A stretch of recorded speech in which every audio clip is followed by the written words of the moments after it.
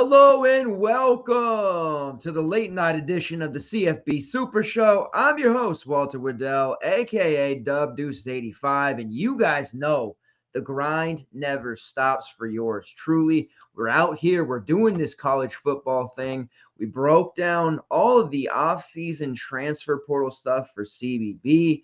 Now we're transitioning into college football. We have previewed the Sun Belt so far, as well as the Conference USA. Tonight, we will be breaking down and previewing the Mountain West. A couple of weeks before that, we did all of the offseason and top transfers in the college football portal. And now we are doing our thing once again. Lots of fun stuff happening. It's been a long day. Let me tell you real quick before we get into this. It was a long day. Got to hang out with our excellent NBA team here at FTN throughout the course of the draft, all 3.5 hours, giving my take and instant reactions to draft picks that happened. That was a lot of fun. We'll be back at it again tomorrow at the beginning of round 2, which I believe starts at 4 p.m. Eastern. The live draft diary and live reacts and the blog will be taking place there on FTN. Do not miss it. Speaking of which, FTNfantasy.com, all kinds of stuff going. One price to fit all. Every sport that we offer and all of the data, the tools, the shows, the articles, the optimizers, everything. You need to be a profitable, productive member of this community when it comes to daily fantasy, sports betting, season long, and dynasty. Love it here at FTN. Absolutely a lot of stuff planned for you guys. Olympics will be coming up. We'll be covering that. Summer League, breaking down the first round of the draft today with Zach and Noops and Mike. Really got me excited for Summer League. I'm going to be hanging out with my man Zach, talking about that stuff. We've had a massive edge in Summer League DFS the last 3 or 4 years. Plan to keep doing that. Preseason NFL, of course, week 0 of the college football season right around the corner as well. And we're still grinding WNBA, the Commissioner's Cup.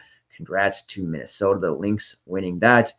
More games going on, everything happening. We're covering it. We're out here. We're even doing CFL betting. If you're interested in that, hit me up. I'll definitely pass along some plays. Doing pretty well there as well. All right, so we're going to get into this Mountain West thing. We're going to talk about college football. That's what we're here to do. But before I do that, you guys, if you are watching this, this late, past 11 p.m. on a Wednesday night in the West Coast, well after midnight on the East Coast, or if you're watching on demand, I appreciate you. I won't even beg for likes because I know a lot of you are watching on Twitter. But if you are heading over to YouTube or currently watching on YouTube, please hit the like button. Please share the show and drop comments. It helps not only my show individually, but the FTN channel as well. If you're tuning into a CFB preview show in late June for the Mountain West, it means you are a diehard like me, and you're probably excited about the current college football game coming out, CFB 25 by EA Sports. It is a very exciting time, folks. It has been a decade since we've had college football video games or college basketball video games for that matter. It's going to be a good time. And a list that recently came out and a lot of debate happened was a article that dropped indicating the top 10 toughest places to play from, CFB 25. They had their own ranking. And that went down through, I think top 25, but a lot of the talk was about the top 10. And I just wanted to kind of touch on some of those and maybe give, 2 or 3 that I thought were extremely tough to play in. The list that EA Sports dropped was as follows. Texas A&M and Kyle Field is number 1. A bit controversial. Texas A&M, it's a tough place to play. There's a bit of fear and loathing going on there with the baseball program and the baseball coach who said, I would love to be back, and then he takes the Texas job. We're not really here to talk about that. Number 2, Bryant-Denny Stadium, Alabama, of course. Tiger Stadium, LSU, the LSU Tigers, which I believe should probably be closer to number 1, honestly. Ohio State, Ohio Stadium. Georgia, the Sanford Stadium. And rounding out the top 6, Penn State at Beaver Stadium. And I'm going to rapid fire through the rest of their list here. Wisconsin, Oklahoma, Florida State, Florida, Oregon, Clemson, Tennessee, Auburn, South Carolina, Michigan, Virginia Tech, Utah, Texas, Iowa, Notre Dame, Michigan State, Arkansas, Boise State, and Mississippi State. Okay, no real problems there with that list, but I do think if we are going to kind of re-rank at least the top three, because I don't want to. It's been a long day, and I don't really want to go through and re-rank the entire top 25 for the toughest places to play, because you're really here for the DFS and sports betting content and the MWC. But still got to give my take, right? I think the number one toughest place to play right here, right now, real life or video game, has to be LSU and Tiger Stadium. That place is phenomenal. They have a great, logo on the field, the tiger's eye, like when you got the overhead aerial shot there. Love that place. Very good. They've got like a history of seismic activity. Back in the late 80s, there was a game with Auburn known as the Earthquake Game, if you're an older guy like me. But they routinely register on the seismographs, and that is just a very loud place to play and very intimidating there, not only for non-SEC teams, but teams within the SEC as well. I think probably Texas A&M more like 4, maybe 5, not to really, make people upset. I do think Michigan Stadium, which they put it at 16. That's a bit questionable. A team that just won the Natty. I think that's probably a huge slight there. They're most likely more of a 7, 8, 9, at least top 10 place. That's very tough to play. Tennessee in their Neyland Stadium. They're 13th on their list. I think that they're probably closer to a top 10 tough place to play. That home win against Alabama a couple of seasons ago. This is just a rabid fan base. Basketball team's competitive. The baseball team obviously just won a huge, huge, huge, huge World Series. And, football wise, that's a fan base that definitely gets wild. So yeah, that's kind of my take on the toughest places to play. Might delve in a little bit later as the video game comes out and kind of maybe put out an article for that ranking there and talk more about it, along with our preseason top 25 rankings here at FTN. So working on that. But that's my initial take there. They definitely whiffed on quite a few of those rankings there, in my humble opinion. All right, let's get into the Mountain West here. We were fast, we were efficient, and we were great last week during the CUSA show. Plan to do so on the Mountain West. There's going to be plenty of time for me to be long-winded, wordy, and giving you that fulfilling 2 hours per Super Show that you're accustomed to. But on these preview shows, I don't want to drag it out for too long. I want this to be something you guys can reference throughout the summer, and as we get into the season, you'll be able to go back and pull up a conference, pull up a team, and hear some of those facts, some of the stats, some of those productive tidbits that we're going to provide you with for these teams. So we're going to do this in an efficient manner. I'm going to go through kind of from my own ranking of bottom tier to the best.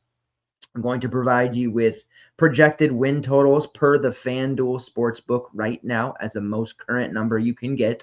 And then talk a little bit about, coaches. There's been a ton of coaching changes in the Mountain West. Obviously, returners, projected depth charts for the relevant positions that we care about for DFS, prop betting, sports betting, all of that good stuff. Any other pertinent or relevant information that you need to know as well. So let's get right into it. And there's a couple of things here. I reference College Football Network. They have a strength of schedule metric that they've created. What that does is it takes a team's transfer portal class, quarterbacks returning to their school, any continuity amongst the coaching staff at the main head coach, coordinators, that thing. And they factor that in also along with a difficulty, like a schedule difficulty ranking. and then they come up with their own ranking of strength of schedule. The reason I'm telling you that is because there are 2 teams in this conference per College Football Network's strength of schedule metric that are in the top 10 for easiest schedule. That will be relevant for these potential betting numbers.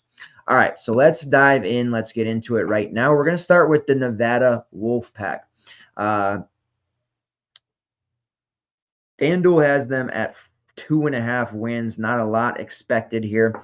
Back-to-back 2-10 seasons for Nevada. Ken Wilson was fired after going 2-20. Taking over for Jay Norvell, who took the gig at Colorado State. He just couldn't get it done. There was plenty of talent that came through there, but just didn't work out.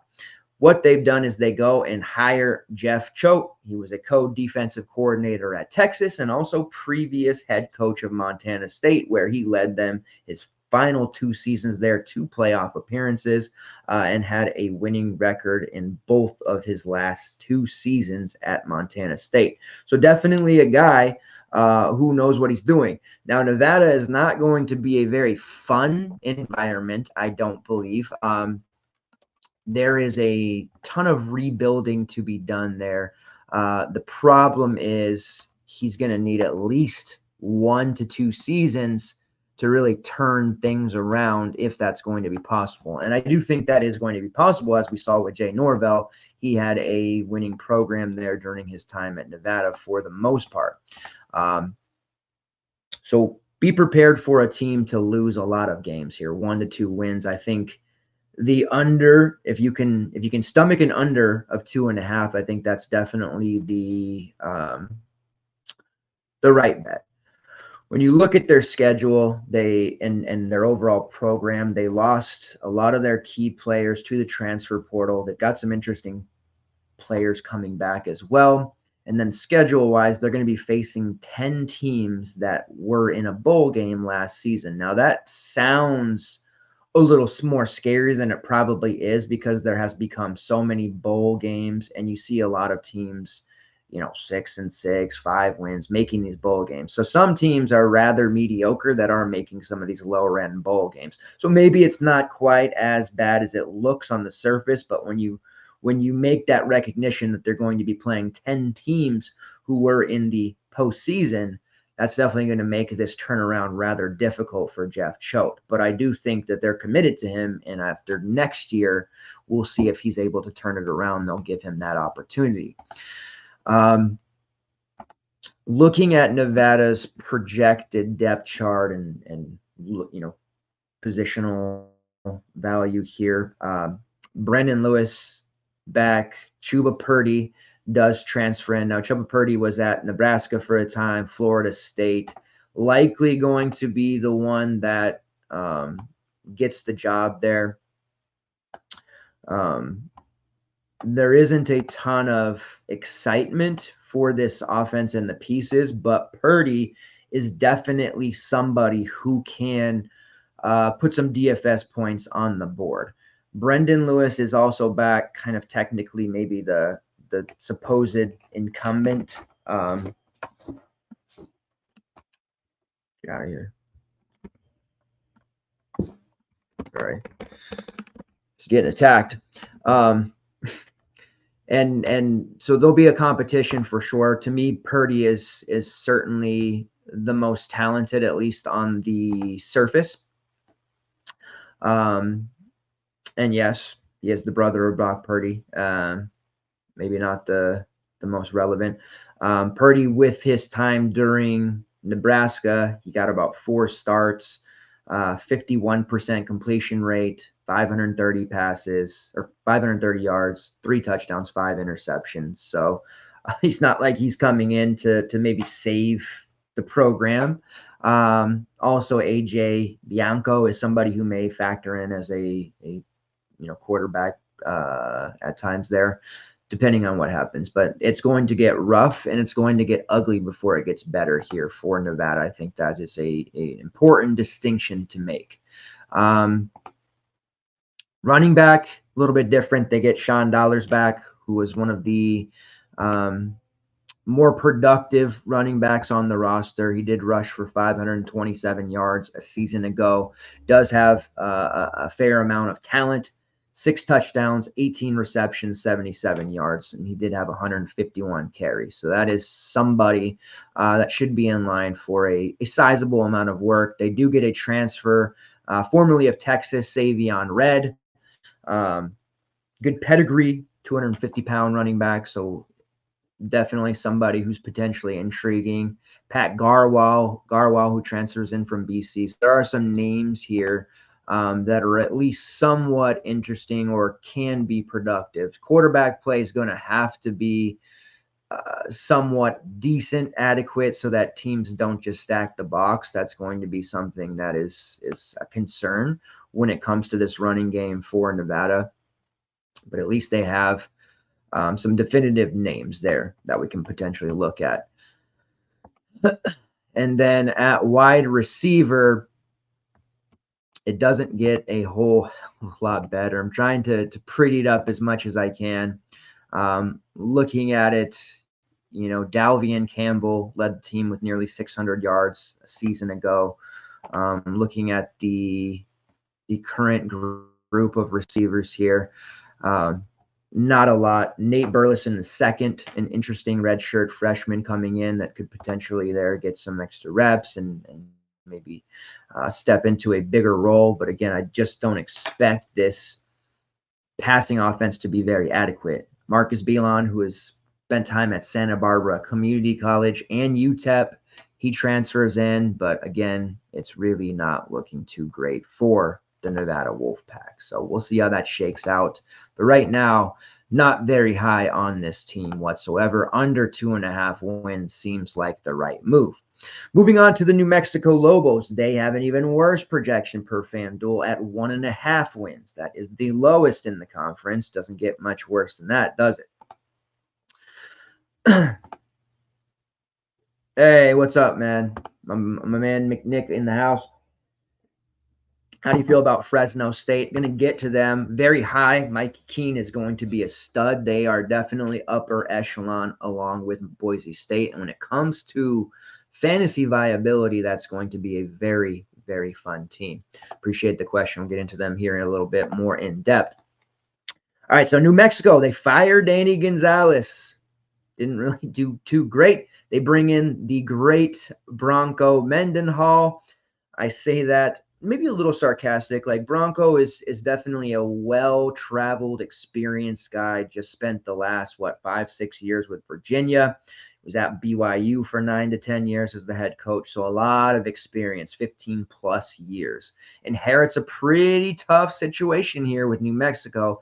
And, as good as their basketball program has been over the last couple of years, it almost feels like their fan base, their alum, are just kind of resigned to the fact that their football team just isn't very good.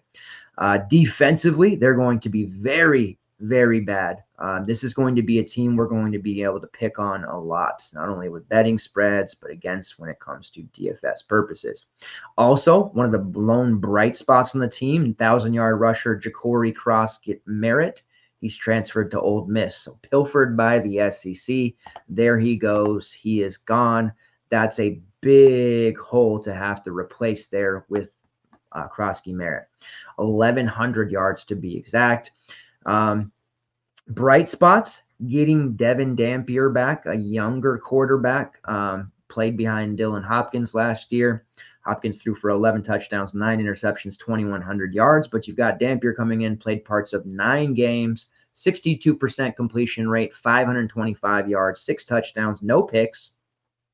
And then when it came to the running game, Dampier rushed for 330 yards and 4 touchdowns. He even had a reception on a trick play, if you like that, Devin Dampier. He's going to be a weapon. He's going to be a guy that they have to use a lot of. And I am definitely intrigued by him, long-term prospects. He's only a sophomore, but this is going to be a real tough situation. He's going to be in a position to have to throw the football a lot and make things happen. We're talking about a defense that allowed 35.1 points per game last year, and they lost numerous amounts of their top defenders on a defense that wasn't very good. and they're going to be even worse this year. It wouldn't surprise me if they gave up somewhere between 38 and almost 40 when you really look at the personnel and what they have. Now, that's going to lead to some fantasy goodness on the offensive side, clearly. I do like Dampier. I think he's going to have some viability on a week-to-week basis. We're talking about a quarterback that's probably going to come in very cheap early on. I don't think the sites are going to be too hip to what's going to happen there. They're going to see the low win projection there for New Mexico. They're going to know how bad they've been, and they're just probably not going to price him very well. So we'll be able to take chances on a true dual threat quarterback option, especially early on in the season or whenever we have those weekday slates or late night slates that New Mexico's on, 2 or 3 gamers. Devin Dampier is going to be a guy that we're going to be talking about. So I do like him in that regard, especially as a value piece. Looking at the rest of the New Mexico roster, Andrew Henry is their, I guess, top returning running back. He rushed for 350 yards, 3 touchdowns, 5 receptions, 40 yards. So he kind of slides in there now that Krosky Merritt's gone. They do have, let's pull it up here. Another running back who's at least interesting, transfer Eli Sanders, spent time at Iowa State. So probably we'll see kind of a two-headed monster there. I don't expect either to be really, say, consistent options or ones where we're starting our lineups with or really kind of talking about on a week-to-week basis, mostly because I think Dampier is going to steal a ton of those goal line carries, overall rushing attempts. Like if we're going to look to use anyone on New Mexico, I think it's going to consistently be Dampier and not the running game. Wide receiver wise, Caleb Medford led the team 551 yards. They had 3 other receivers above 250, very spread out.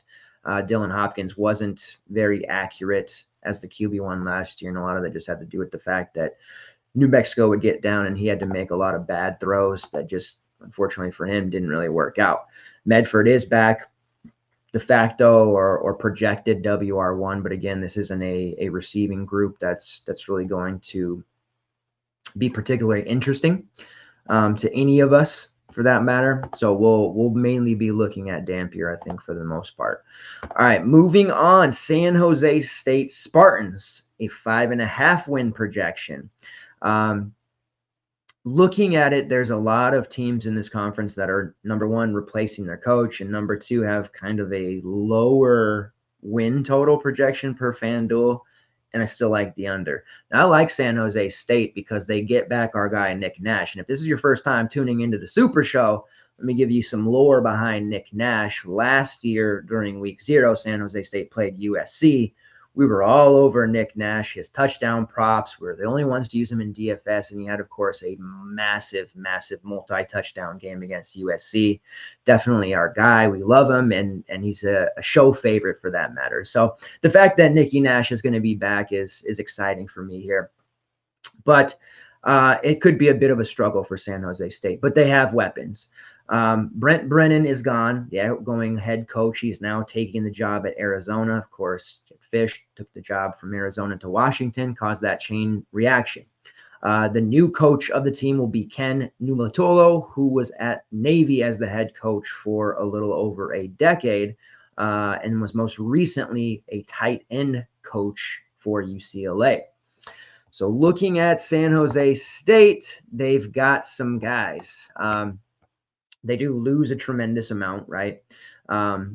The nice thing for them is Nick Nash, again, he's returning. Justin Lockhart will be back. That's their top 2 wideouts. They do lose Kyrie Robinson, graduated to the professional level. Quali Conley is gone. He's just a juggernaut of a running back. We liked him a lot as well. They'll be replacing him with Grambling State transfer Floyd Chalk, who is a big-time bowling ball of a running back. I think he'll fit that Quali Conley role quite well.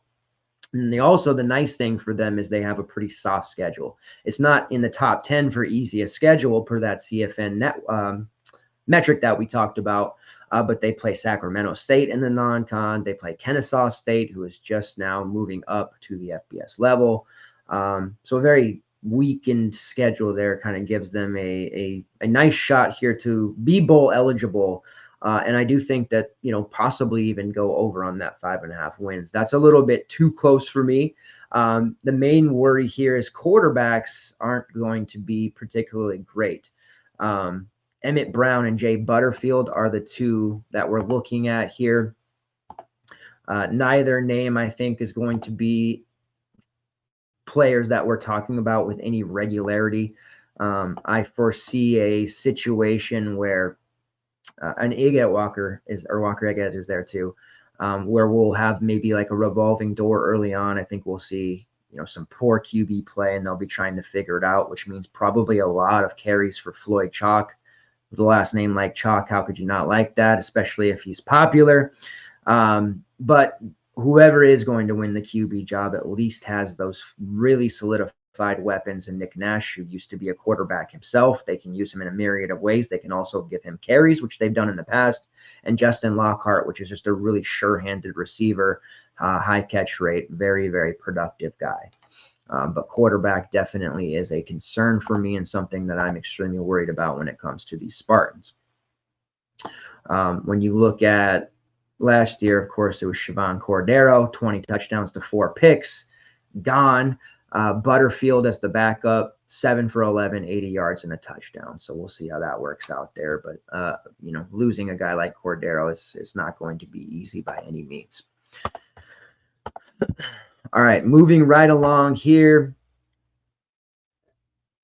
San Diego State Aztecs, another team in the Mountain West here with a new coach. Sean Lewis is going to be taking over the longtime coach Brady Hoke, who's been in college football for, God, as long as I have been alive, I think, retired. So we're going to get Sean Lewis. He was the offensive coordinator at Colorado last year. Yes, Colorado offense was a juggernaut with him. You may remember he spent 4 or 5 years as the head coach of Kent State. His Kent State teams frequently were a very high-scoring team, one of the more high-scoring teams in the MAC. That translated over to Colorado, where he was calling the shots on offense, and now he's going to get his chance to run a program here once again for a kind of a storied Aztecs team that is typically pretty competitive. The 4.5 wins mark there is a little bit low for a team like that, but we have to consider they are also going to be replacing some pieces. But the nice thing is Lewis runs a very fantasy-friendly system, almost video game-esque, for lack of a better term. So we definitely have some excitement there, regardless of how that defense ends up. They're going to score a lot of points. Quarterback, just like San Jose State, it's going to be a problem, and that's where I have my worries with the Aztecs. They have a transfer from Florida State in A.J. Duffy and a true freshman in Danny O'Neal. Obviously, both unproven for the most part, and will have to compete, to try and win that QB1 job. Maiden, kind of a dual threat guy. Well, not kind of, a big-time dual threat guy. Obviously replacing him, that's not an easy feat. Wide receiver wise, they didn't have a collection of upper tier guys. Mark Redmond led the team with 408 yards. Overall, rushing was kind of mediocre. So the team in general, with a 4-8 record, that just wasn't great. And I think they're going to be really good, and we're going to be wanting to target them because of Sean Lewis. But it may take a little bit of time there to get acclimated. The nice thing is they have grabbed talent from all over the transfer portal. They do return Cam Davis and Keenan Christon, along with Jalen Armstead at running back. So they ran a bit of a platoon there. A bunch of guys, 200-plus yards. Keenan Christon is definitely a talented player, somebody who could easily be a RB1. Marcus Cooper, that's the big one. Graduate transfer, spent time at Ball State. He was the running back under Coach Lewis at Kent State for the 2020, 2021, and 2022 seasons. So you're talking about a guy with familiarity there and a proven, productive, high impact type of guy. I foresee the Aztecs really leaning heavily on him early on. 1,000-yard rusher at Ball State last year, 1,300-yard rusher his last season at Kent State. course, transferred when Lewis left, and a 1,200-yard rusher during his sophomore campaign. Played just 4 games as a freshman, got a redshirt year out of it, ran for 282 yards and 5 touchdowns on 56 carries in those 4 games. So he's a guy with a lot of carries on him, over 800, a lot of tread on those tires, but definitely a guy in a conference like this, the Mountain West, that's going to produce, and we're going to want to have him as a pretty much a regular staple on those kind of smaller slates, late night slates. When San Diego State's on there, if he's like a 5K, 6K type of price, we're going to want to play him, because I would certainly foresee him having 20 plus carries in this offense with regularity. Now, he wasn't a big pass catcher in the Lewis offense. He actually set career highs in receptions and receiving yardage last year at Ball State. His previous high was 10 catches for 95 yards in his sophomore season. So that area of his game may not be as prevalent, although we did see running backs for Colorado last year under Lewis make a ton of catches. Perhaps that'll be something we see more out of Cooper here in his 5th season. We can only hope, but he's definitely going to be a guy with high quality touches that we can lean on. At wide receiver, Jashawn Polk. He is another one who has experience playing for Coach Lewis. He was there at Kent State with him for several years, spent time at West Virginia, coming here to San Diego State to play with his guy. Expect him to be, WR1, borderline WR2, and then also transferring in from Colorado State is Lewis Brown, another guy who I foresee really high quality targets. How many on a game-to-game basis remains to be seen, and then also Mekhi Shaw is back. So the receiver room isn't actually that bad. There's definitely talent there. It just remains to be seen if the ultimate quarterback situation pans out in a way that those guys can be relied upon with any regularity outside of GPP type of lineups, right? There is a tremendous group of highly talented receivers in this conference. I mean, we're talking Ricky White, Torrey Horton, Jalen Royals. Like, we're going to get into all of these guys. So certainly it doesn't seem to be a upper echelon receiver on the team necessarily, but this is an offense that is very conducive to providing us with fantasy goodness, and the familiarity of Polk and Cooper with Lewis in his system at least bodes well for them for this season. All right, let's go to the next team here. Air Force, the Falcons, a projection of 5.5 wins. Now, I don't necessarily think I agree with that, but there's a couple things going in their favor here, and there's a couple things going against them. In their favor, Troy Calhoun has been the coach since 2007. I mean, he's just a grinder of a guy. He just does his thing. Next thing is they have one of these. I mentioned there's 2 teams in this conference that are on the, per their CFN network metric of easy schedules. They're in the top 10, and this is one of the teams. They have one of the top 10 easiest schedules in all of college football. So they have that going for them. Going against them, ESPN ranks Air Force dead last out of 134 FBS teams, dead last when it comes to returning production. So they absolutely got pillaged by the portal. And because of the the academy rules, they're not able to go into the transfer portal to fill those holes. Because obviously, service academy requirements are quite stiff. Like you can't just go into the portal and grab a guy and call it good. Like, they got to serve, right? So that's tough. 28% of the offense and 23% of the defense. That is dead last when you combine the two for returning production in all of FBS. That's tough. But like I said, Troy Calhoun is not a newbie at this. He has been at this for quite some time. That staff continuity is important. Just like when we talk about in college basketball all the time, roster continuity. It's the same with coaches. And when you have that kind of, reassuring force there at the wheel, that foundation that is there for Air Force, they'll be able to grind out some games. They're going to definitely have to get some of these younger players coming in and unproven players to really step up. This is a team that's obviously going to run the football a lot. We know that about Service Academy teams. Owen Burke should be back at fullback. We know he is getting a lot of work. Aiden Calvert, who should be back. Cade Harris. So those are names of guys that we know will get a ton of touches. Zach Larrier, at the quarterback spot there. Again, a lot of touches. Wide receiver names to know. Dane Kinnaman, really the only one relevant to talk about. I am a big Dane Kinnaman fan. He's usually good for 2, maybe 3, like just gigantic plays a year. Normally a min price option, better for showdown as opposed to classic slates. But Kinnaman, it's usually early on. If you're going to use him, you want to strike early. He'll bust a 77-yard touchdown, something like that. Very hard to obviously count on a game-to-game basis. But Dane Kinnaman back in the mix, and I do like him.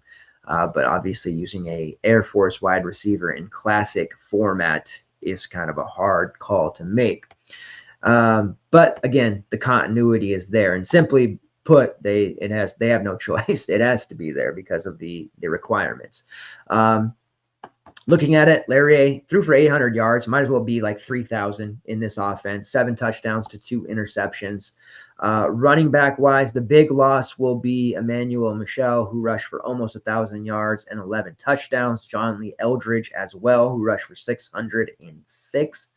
Owen Burke rushed for 439 and 3, so you'll see him back again. Calvert, who rushed for almost 200 yards, and Dylan Carson, who rushed for 500 yards and 2 touchdowns. So expect those guys' touches to all go up. Larrier rushed for 605 and 6. My man Dane Kinnaman, looking at it, 5 receptions for 126 yards and 2 touchdowns. Again, and those are all early in the season. But that type of stat line in this offense might as well be a 1,000-yard receiver. So Dane Kinnaman, he's got talent. Do not sleep on Dane Kinnaman in this offense. All right, moving on. We're going to talk about the Utah State Aggies. They have a win projection per FanDuel of 5.5. Blake Anderson remains the coach. Now, Utah State, they went 0-7 against bowl teams last year. They had a absolutely putrid defense. Offensively, they carried their weight. They had some very viable options on the offensive side of the ball. They just couldn't defend anyone. We were typically taking running backs against them, and then it got to the point where we were just mini stacking everybody against them. I do not foresee that defense stepping up in any way, shape, or form. They're making some changes. Cooper Legas and McKay Hillstead are no longer there at quarterback. They do get a transfer from Utah and Bryson Barnes, who does have experience, and Spencer Petras from Iowa. Now, I know you there's a couple of Iowa fans out there, probably not watching live, but I know you guys watch it on demand. And Spencer Petras is I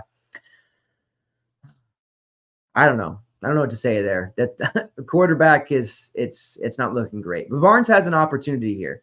The nice thing is the quarterbacks in this offense have tremendous weapons. So they only have to be, and I use this terminology a lot during the season, like they only have to be like adequate, right? They don't have to be superstars. They don't have to make all these amazing throws.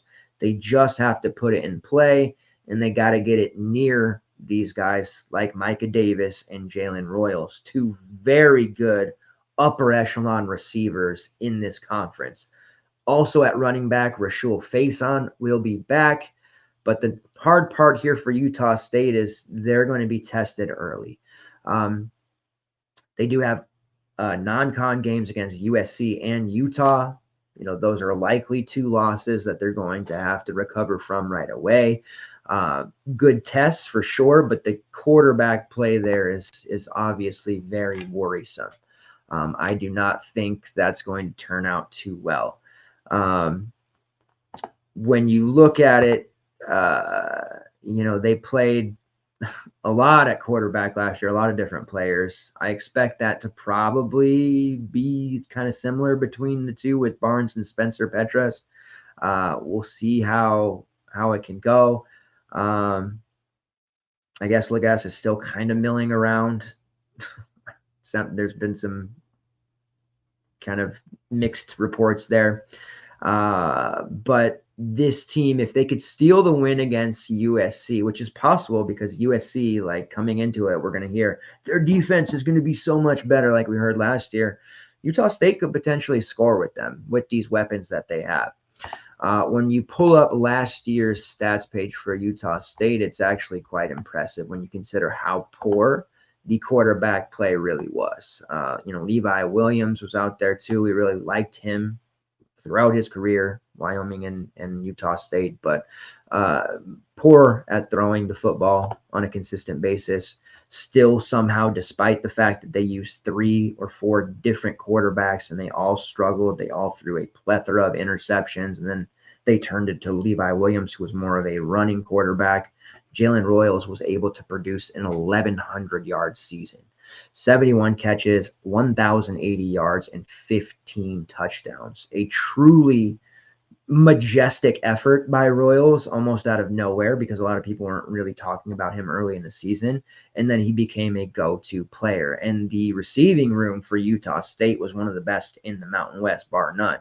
Terrell Vaughn, 933 yards and 11 touchdowns. And then you had Micah Davis, 628 yards on 36 receptions. And 6 touchdowns, kind of a big play threat there, averaged 17.4 yards per catch. Looking at the depth behind Royals and Micah Davis, it gets a little spotty. There are some names to possibly look at in Colby Bowman, Kyrese White, and Grant Page, but this is clearly going to be a situation where the targets are peppered heavily towards Royals and Micah Davis. Look for Royals to replicate that 1,000-yard season, 100-plus targets, and then Micah Davis to absorb that production left behind by Terrell Vaughn. I think both of them could eclipse the 100 targets, but quarterback has to be there. We've got to get something. We've got to have, adequate play from these quarterbacks. Somehow, some way, one of these guys has to step forward. I guess the most recent report there is that he's in the transfer portal looking at, was it Tulsa? And then he was going to come back. So, I'd rather just have all that out the window. I think that the Bryson Barnes element there at quarterback is the more intriguing than Spencer Petras. Go figure. But either way, it's a bit of a rough situation there. All things considering. Now, running back, they had 2 guys who eclipsed 700 yards. Devon Booth rushed for 805 yards, 6 touchdowns. He had been there forever. Really got his chance to shine. And then Rushel Faison, 736 yards, 5 touchdowns, 11 catches for 52 yards. I like his opportunity, especially if Petras wins the job. You're going to see a lot from guys like, Faison, Robert Briggs, who had 420 yards, 2 touchdowns, 6 receptions, and 11 yards. There's some productivity to be had there at the running back spot. And it would not surprise me one bit if we saw one of those names at the running back spot there flirt with 750, 800 yards, maybe even more. Especially early on, I think they're going to be relied upon heavily. But in those USC-Utah games, it might get ugly real fast for the running game. All right, so we'll move on to Wyoming, the Cowboys, a projection of 6.5 wins. Somewhat interesting there. Lately, Wyoming has been a kind of hit or miss there, a team that has been really heavy on the run game, at least for DFS purposes. That's where we've looked. Wide receivers haven't really been a ticket there to success when it comes to the fantasy realm. They do bring in they don't bring in, but they have a new head coach. Craig Bohl has decided to retire after a decade with Wyoming. They do elevate the defensive coordinator, Jay Savell, to head coach. So in-house, that'll be nice. They're going to be really problematic for the rest of the conference on the defensive side of the ball. This is a team that has the opposite of the problems like New Mexico is going to have, San Diego State, like these teams that may be going to struggle defensively. Nevada, they're going to be maybe okay offensively, but defensively, they're really going to be hard pressed. This team with Wyoming, not as excited, not as confident in their offense, but defensively, they're going to be a very stout unit, and that is going to cause major problems for just about everybody that they face. Of course, Boise State, Fresno State, those are the two watermarks for what's going to be great and possibly pushing for a playoff berth in the extended era. But this is going to be a really problematic defensive unit. Offensively, we're looking at Harrison Whaley coming back as the running back there. Evan Civabato as the projected starter at quarterback. The book on him, very athletic, has a cannon for an arm.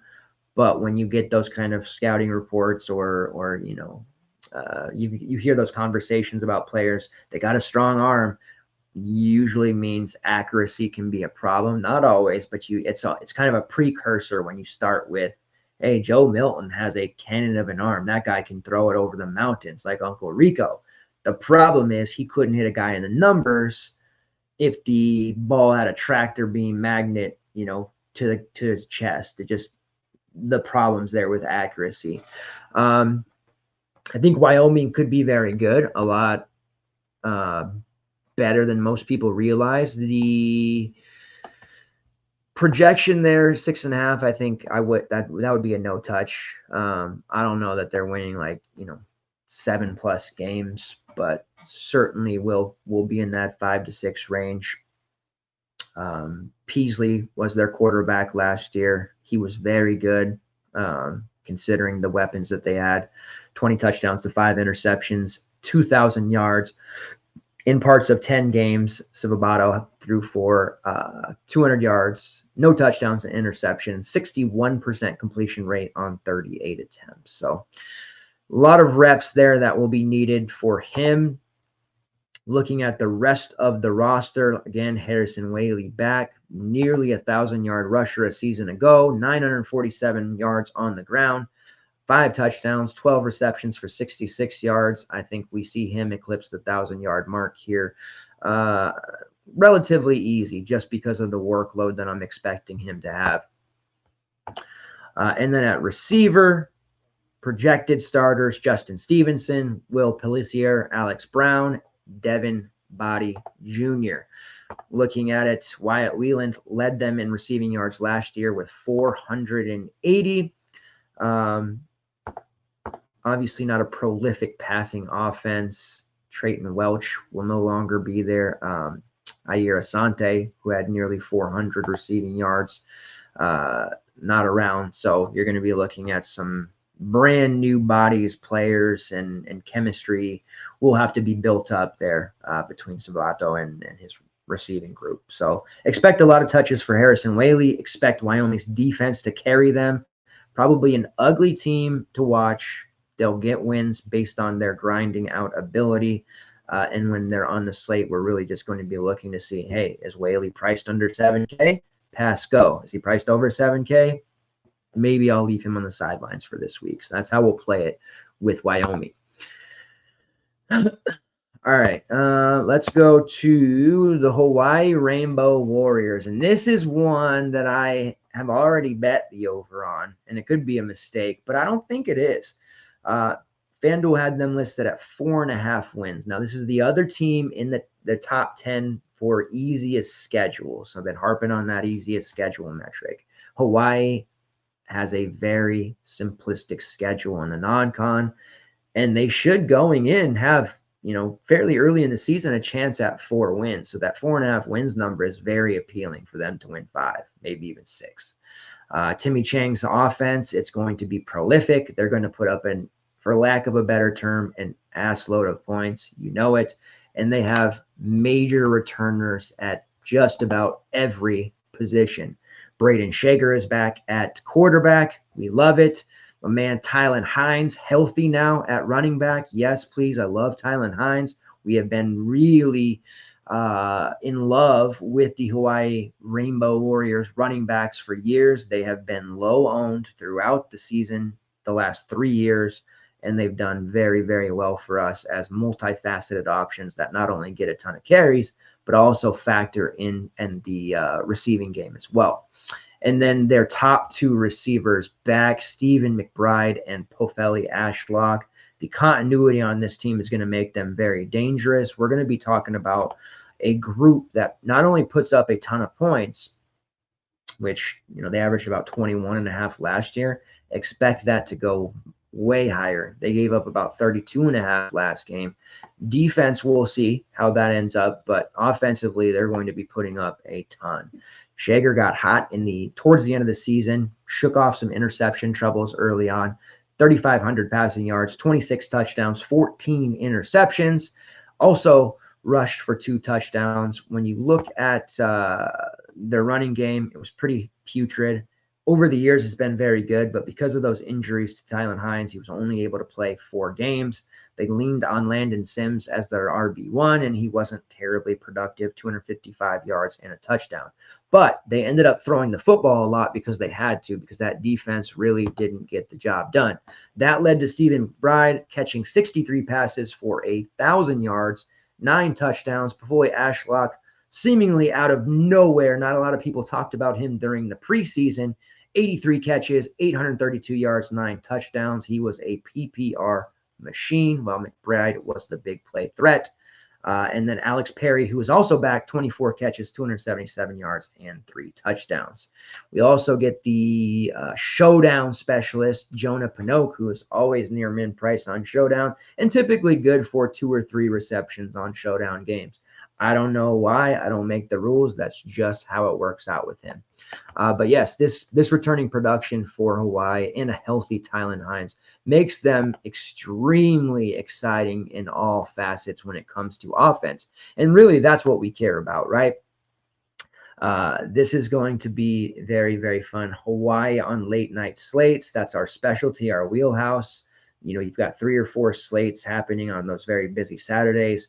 We've talked about it for years. There's a lot of edge on those late night slates. People kind of burn out by the middle of the day. They plug in a suboptimal lineup. They miss news. They don't do their homework, and you end up having a ton of dead lineups there. So Hawaii slates, they're fun. They're profitable. Definitely get on board with us if you haven't in the past. I know it's late, but it's well worth it.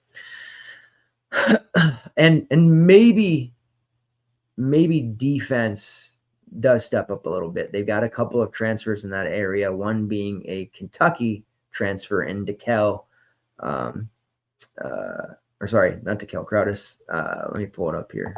Got all these names going on here. Ezra Ebamalo. So there is some big bodies, some wide bodies, and that is one that I've seen plenty of talk about defensively. So hopefully we get some upgrades there.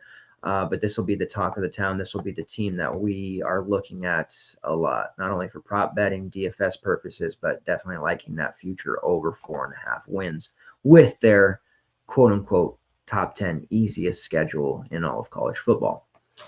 All right, moving on to the next group here, and we're getting into the upper echelon. Colorado State, the Rams, a projection of 6.5 wins. They haven't had a winning season in 6 years, but this is year 3 of the Jay Norvell era, and he was able to take a somewhat lame duck Nevada team, make them productive, make them a winning team. You saw Nevada, once Norvell left, they have kind of fallen back to the doldrums of the conference. So I have a lot of faith and confidence in Norvell. There's money in this football program. I do foresee the Rams being somewhat of a breakout candidate type of team. Certainly interested in them as kind of a spoiler-esque type team. Maybe they get a win over Boise late in the season, something like that. But I like what I'm seeing from this team. They have a great group of returners. Braden Fowler Nicolsi is back. He became a very productive staple to our DFS lineups there throughout the season.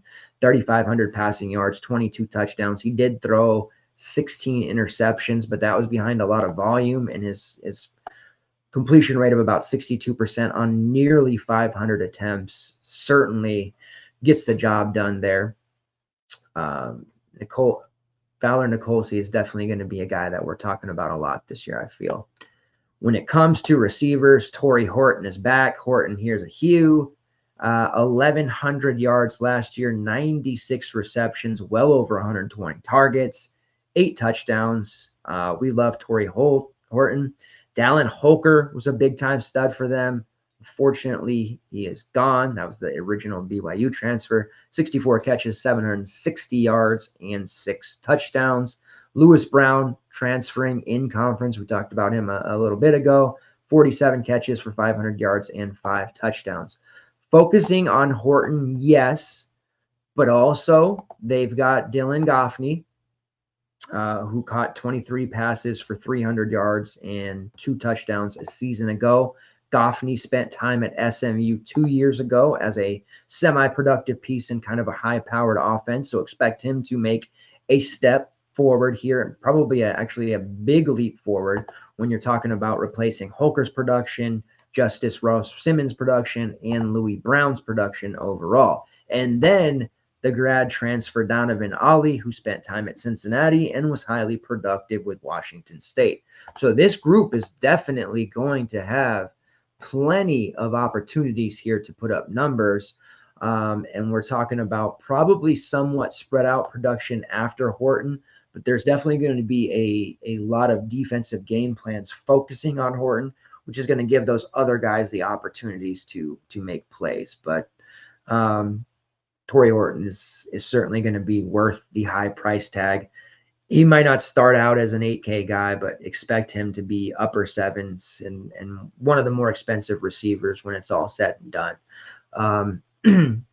Already back-to-back 1,000-yard seasons. It would be a true letdown if he didn't have 1,000+ yards for a third straight year. It would take a catastrophic injury for him not to hit that mark. So fingers crossed that nothing bad happens there to our guy, Torrey Horton, who's going to be an absolute animal. When it comes to running back, not as exciting. That's okay. Last year, they were led by Van Scheid, who rushed for 389 yards, 3 touchdowns. Justin Marshall, 311 yards, 2 touchdowns. And Avery Morrow, 262 yards and 2 touchdowns. Justin Marshall projecting there to probably get that initial work. Morrow is still putting around as well, although he kind of fell out of favor there, dealt with some minor injuries. Marshall played the 3 games, expect a lot more out of him, but this is definitely a team where we're going to be focused heavily on their passing game aspect as opposed to the running game, like some of the other Mountain West teams that we've talked about. At tight end, where they've been productive, they bring in Jackson Warren, a name to maybe file away for later. Spent time at Navarro Community College and North Texas. All right, now we're getting into the goods. UNLV. Now, this is a pretty aggressive projection for FanDuel. I did kind of triple take it, but it's 7.5. Schedule-wise, it's going to be rough. Now, Barry Odom, in year 1, getting UNLV to 9-5, like that was a hell of a job. But there's a lot of things going against them that makes me kind of look at that 7.5 number and wonder. But because there are some real true bottom feeders in this conference, it's going to be close. In the non-con, they're facing Syracuse, Kansas, and Houston. Potentially 3 L's right off the bat. Syracuse isn't going to be as bad as you probably think they're going to be in Kansas. They're going to be awesome. Houston, they're going to be solid. So that's going to be a tough start for UNLV. Love Barry Odom. I think he's a fantastic coach. But not only do they have a tough non-con, but they're going to have to deal with life without Jaden Mavia, who transfers to USC. Mavia was the catalyst to the 9-5 record from last year. Without him, they would have been, stuck with a sometimes productive Doug Brumfield. 3,100 passing yards from Mavia, 17 touchdowns to 10 interceptions, in where he was truly valuable. As a semi-dual threat, almost 300 yards, 3 touchdowns, just a versatile weapon. Vincent Davis was a really good running back for them. And of course, you had the absolute breakout season from Ricky White, former Michigan State transfer, who caught 88 passes, well over 100 targets, 1,483 yards and 8 touchdowns. He will be back. Flirted with the transfer portal, but did decide to return, and that is huge for this UNLV team. They'll also get back their WR2, Jacob DeJesus. DeJesus, 60 catches, 606 yards, and 2 touchdowns a season ago. 140-plus receptions amongst 2 players. Both are coming back. Mavia, that's tough. I admit it. That's not great to be missing him. But they're very high on the kid that they bring in from Holy Cross. His name's Matthew Sluka. Sometimes the FCS quarterbacks succeed. Sometimes they don't. I know that's not really riveting stuff to tell you, but he's certainly a guy that is very interesting. All-American, multi-time during his time with Holy Cross. Across 4 years with the program, 3 as a starter, 5,900 passing yards, 3,500 rushing yards, and 97 total touchdowns. So obviously, competition-wise, we're talking about stepping up a level, multiple levels, but it's not as if they're going with an unpolished freshman. They're stepping in with a guy who has shown an ability to put up numbers, and he's getting to throw the football to a all-world future NFL draft pick in Ricky White, who is going to be absolutely just ridiculous. I mean, that game against, what was it, Vanderbilt, where he had 11 or 12 receptions and nearly 200 yards. Like, my God, he is so good. And Maivia was such a solid passer, but Sluka at a lower level, arguably a better pocket presence and had a better arm. I think he's going to do just fine. So the UNLV win total on the surface, again, it's a little scary. It looks high to me, but it's a number that it probably ends up at the end of the day being about right. Jaden Thomas comes back at running back. Vincent Davis gone. Thomas rushed for 503 yards and 12 touchdowns is kind of the double-headed monster there. Big goal line threat. Also, Donovan Lester scored 9 touchdowns on 95 carries, 455 yards for this UNLV team. They had a lot. Their running game was polished. They do bring in Michael Allen, NC State transfer, so he will compete there with Thomas. They also have a couple of true freshmen coming in. Likely not to see them, jump in right away. And then a Central Arkansas transfer by the name of Kylan James, who will also be in the mix there for touches. All right, now we're going to get into the top 2 teams of the conference. We had the question earlier from my man McNick. What do I think about Fresno State? I think very highly of Fresno State. Jeff Tedford, their head coach, looks like he's going to be healthy, ready to go. He had some periodic health stuff throughout the last few years of his career. Had to, miss, the last month of the season. Looks like he's going to be there at the wheel and ready to go. And we're talking about a Fresno State team that has their stud quarterback returning in Mikey Keene. Mikey Keene is an absolute stud. Jalen Moss, Magdalena, back at wide receiver, 2 highly productive receivers. Get into that in a second. And then Malik Sherrod and Elijah Gillum. The 1-2 punch there at running back, especially Sherrod, how good he was. Looking at it, Sherrod rushed for 966 yards, 9 touchdowns. He also caught 44 passes for 266 yards and a touchdown. A ton of Ronnie Rivers in Malik Sherrod in this offense. Rivers, of course, rushed a ton, caught a bunch of passes. Sherrod filling that role in this offense. He is an absolute DFS stud. Elijah Gillum, 397 yards, 5 touchdowns, 11 receptions, 120 yards, and a touchdown. Clearly, Sherrod is the guy, but Gilliam will be in there pilfering enough work to not only be a bit of a menace in that regard, but borderline usable depending on his price, especially when it comes to formats like Showdown. At receiver, again, we're getting 2 of our top 3 guys back. Jalen Moss, 55 receptions, 706 yards, 6 touchdowns. Magdalena, 47 catches, 509 yards, 3 touchdowns. 4 different receivers on this Fresno State team. eclipsed the 500-yard mark, the other two being Eric Brooks and Jalen Gill.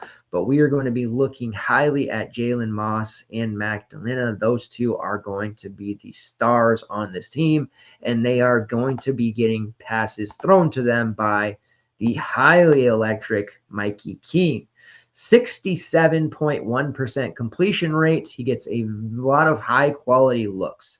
They put him in a position to succeed. He makes the throws, and he makes those throws very well. 3,000 passing yards, 24 touchdowns to 10 interceptions, just over 7 yards per attempt. Again, a lot of the receivers, they would just rack up like 10, or we're talking about Delana, 10.8 yards per catch. Moss, 12.8 yards per catch. Brooks, 13.1 yards per catch. Gill, 10.5 yards per catch. So not a ton of downfield stuff necessarily, although Keene has shown he can make those throws, but just a lot of what we love when it comes to especially DraftKings scoring and PPR work, just racking up those receptions, 4, 5, 6 yards at a time. We'll take those all day long. So love this Fresno State team. Multitude of weapons. When you look at that projection of 7.5, I think they safely go over that. Kind of a borderline playoff team. I don't think that they'll necessarily make it. It'll take a gargantuan effort against Boise State, which I do think will be a playoff team. Maybe that's a hot take. I don't know. But this Fresno State squad definitely feeling that over 7.5.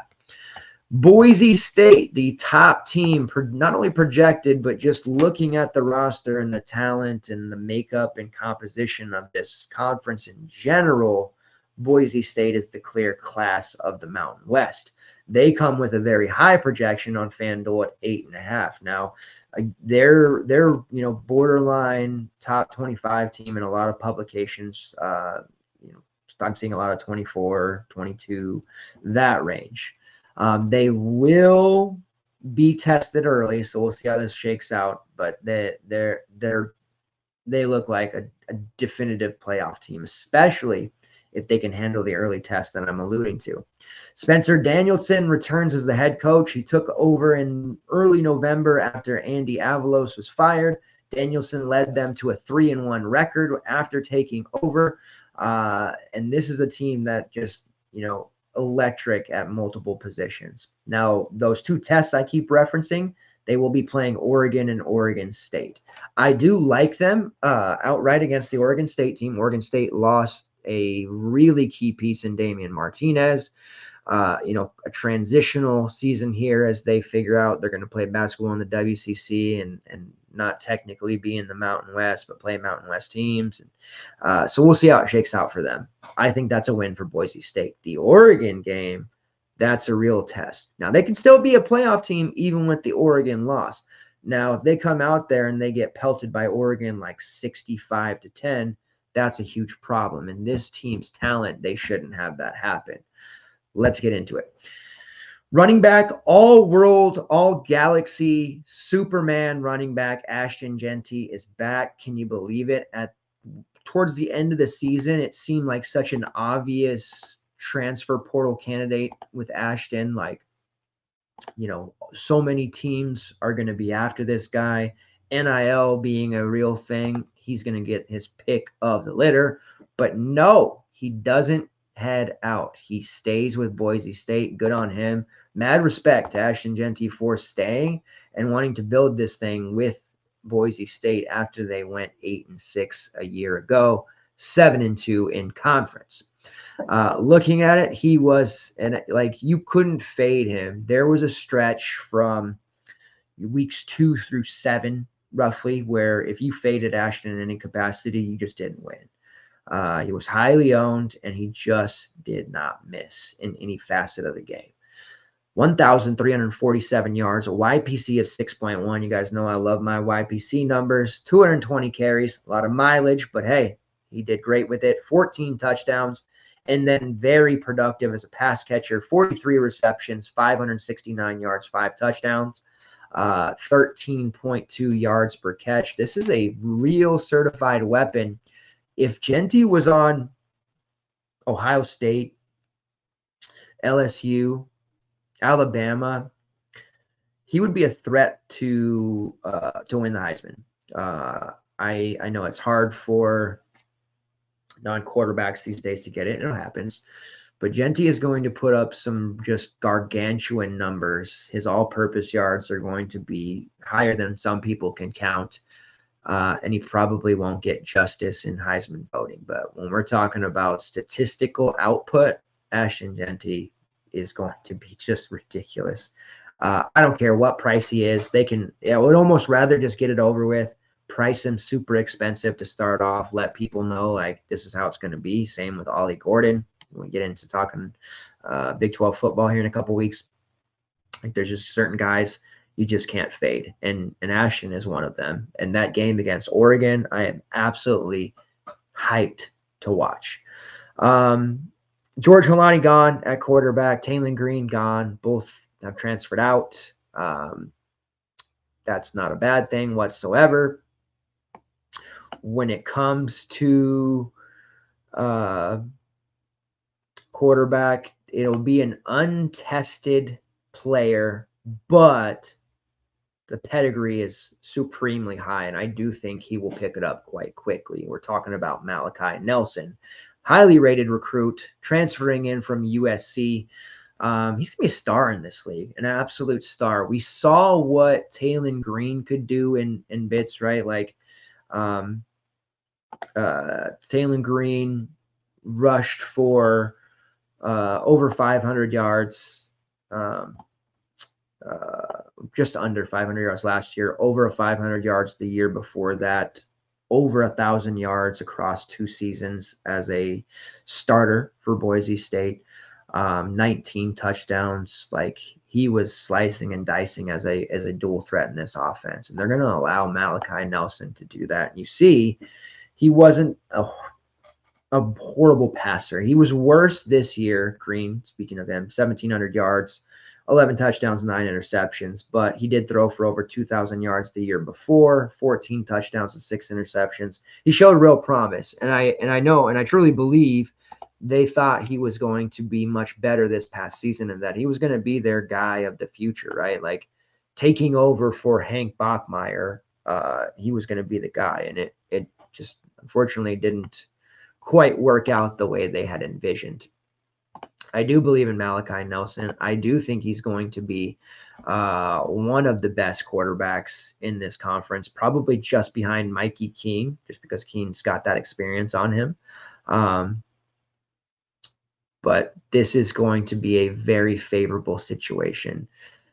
Their top 4 offensive linemen are back for Boise State, so there's continuity there. Again, Genti, the defenses are going to be hyper-focused on him. They've got a nucleus of receivers coming back that have high upside, and they also brought in the #1 overall JUCO transfer wide receiver in Chris Marshall, who is more of a big target. They'll use him on the outside. This is going to be a fun team. Boise State is certainly going to put up numbers. The 2 intriguing younger, well, I guess only one of them's younger, but the 2 intriguing prospects here, Prince Stracton, who we called his touchdown last year. That was a nice moment for us. And then Austin Bolt, same thing. Both stepping into nice, bigger roles. Latrell Caples will be back. When you look at it, Eric McAllister dipped out with about 3 or 4 games to go. He led the team in receiving at 873 yards, but once he dropped out, we saw a lot more Prince Stracton. We saw Austin Bolt do some things. So I'm very favorable towards those options, and I think Caples can be quite productive here in this offense as well. And then we're talking about a kind of revamped group when it comes to receiver, at least name-wise, but Cam Camper is at Boise State. And if you need a refresher on Cam Kemper and what he brought to the table over the last few seasons, PPR madman. The last 2 years at Indiana, he had a really big season in 2022. It was overall it dropped out. He's been suffering some injuries. He hasn't played a full season, right? 46 receptions, 569 yards, 2 touchdowns in 7 games in 2022. But he had a spurt where he was just absolutely balling out of control.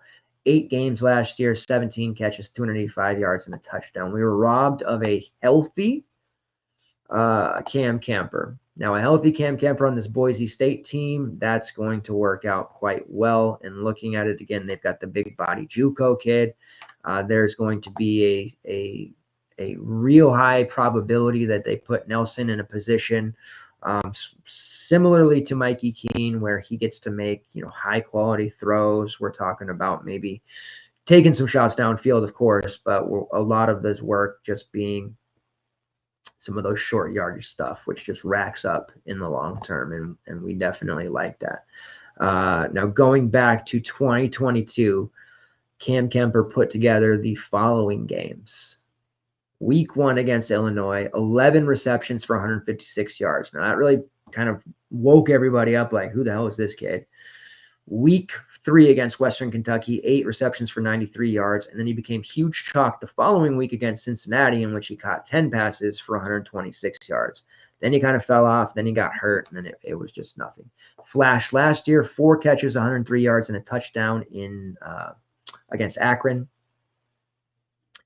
Again, didn't stay healthy, but you see big boom potential there, can rack up a lot of receptions, a lot of points quickly, and probably won't be priced adequately, meaning he's going to be underpriced early on. And we'll see how that pecking order actually shakes out when it gets down to it.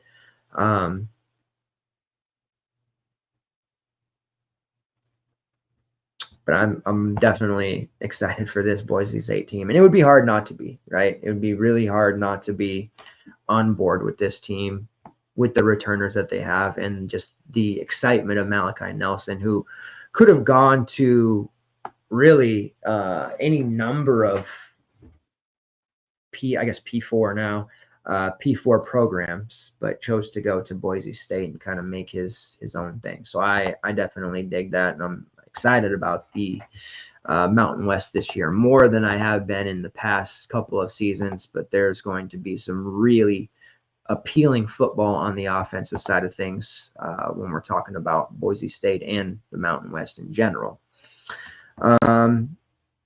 Sticking with Boise State here for a minute, again, Genty. Now Boise State was better with, they ran kind of the two-headed monster thing there at times. Holani still got worked. This kid definitely filed a name away for later. Jambres Dubar.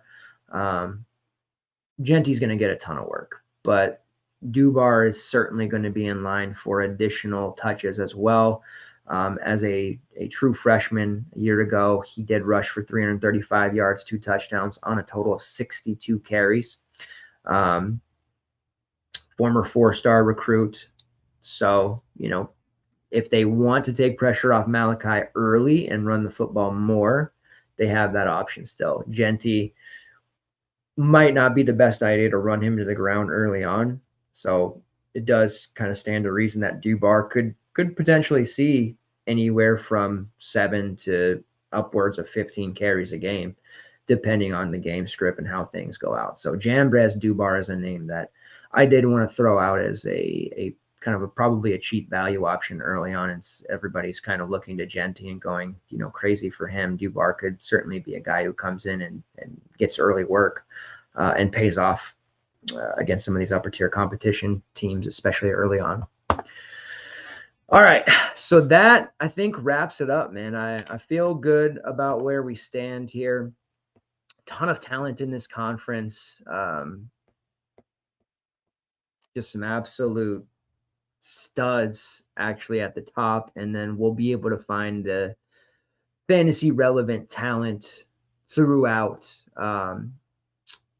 these MWC slates. I think we'll see them on quite a bit, 1 to 2 games for sure, and just kind of figuring out the pecking order on some of those bottom tier teams will go a long ways to separating us from the crowd. So Feel great about that. We will wrap it up. A lot still going on. Again, FTN draft, NBA draft coverage, day 2 happening, 4 p.m. Eastern.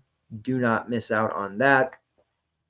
Be diving back into the WNBA here as it gets back going. Olympics, TBT is going to be starting. The bracket was revealed. Definitely retweeted that out earlier. There's going to be prop betting opportunities with that. And just a ton of opportunities to pad the bankroll as we get ready here for week 0 of the college football season. I appreciate those of you who tuned in live and continue to support the show, even though it's been super late. I promise once the season starts, we'll be doing our normal 9 p.m. PST thing. Jake Kuchek, my co-host, co-pilot, and partner in crime, will be riding with us once again as we break down those slates every Thursday night on the FTN network. Before you head out, make sure you hit the like button, reshare the content on Twitter, follow us on socials at FTN Fantasy, and myself at DubDeuces85 on just about every platform you can think of. Appreciate it, guys. Take care. Best of luck. See you guys next time. Same place, same time.